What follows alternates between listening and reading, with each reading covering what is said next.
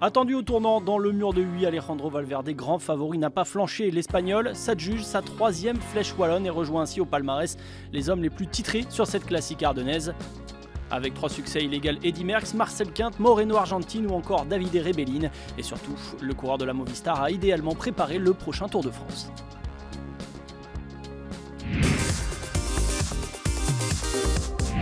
Chez les dames, arrivée un peu plus tôt au sommet du mur de Huy, on attendait la Française, championne du monde et championne en titre, Pauline Ferrand-Prévot, mais elle a été dominée par sa coéquipière, la néerlandaise Van der Breggen, qui devance à l'arrivée sa compatriote Annemiek van Vleuten et l'américaine Morgane Garnier.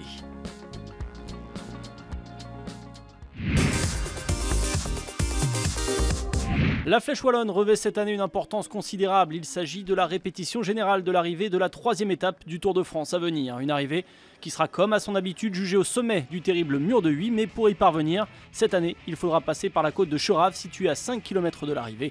1,3 km d'ascension avec une pente à 8,1% de moyenne. Pas de quoi sceller le sort de la course, mais faire un premier écrémage. Répétition générale donc, Chris Froome, Nairo Quintana ou encore Vincenzo Nibali ont décidé de prendre le départ de cette course. Aux côtés des favoris, les punchers, Alejandro Valverde, le vainqueur sortant, ou encore Joaquin Rodriguez, Philippe Gilbert et Michał Kwiatkowski, le champion du monde, vainqueur dimanche de l'Amstel. Un groupe prend le large en début de course, près de 8 minutes d'avance pour 7 hommes qui vont passer en tête la première ascension du mur de Huy, escaladée 3 fois durant les 200 km de course.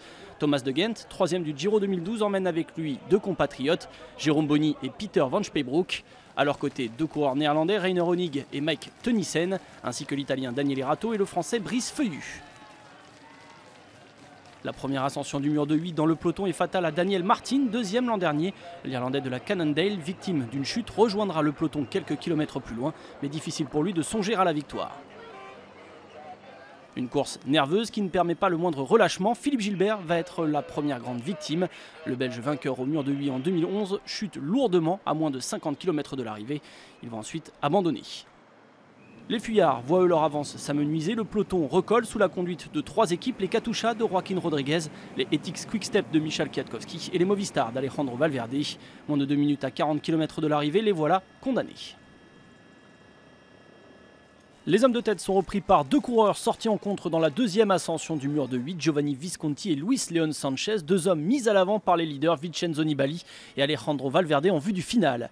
Toujours aussi malchanceux, Christopher Froome va aller à terre à 10 km de l'arrivée. Aucune chance de le revoir dans le final et on craint le pire à ce moment-là pour le Britannique, déjà contraint à l'abandon l'an passé sur le Tour de France.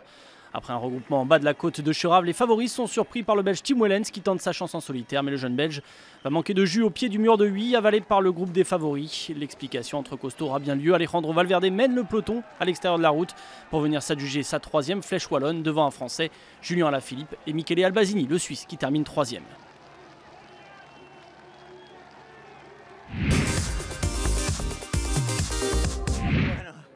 Cette journée a été très dure, très nerveuse.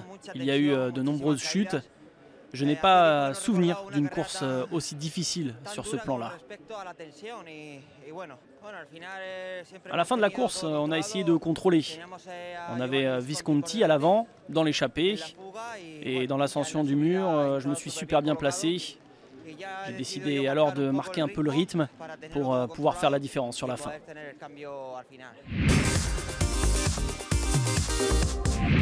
Alejandro Valverde, vainqueur incontesté, 3e succès pour lui sur cette classique. L'Espagnol est suivi sur la ligne d'arrivée par Julien Alaphilippe, le Français d'Ethics Quick-Step. Michele Albasini complète le podium. Alexis Vuillermoz d'AG2R La Mondiale se place dans le top 10. Belle performance pour Jakob Fuglsang qui prend la 8e place. Pour se quitter en beauté, voici les paysages les plus pittoresques d'aujourd'hui.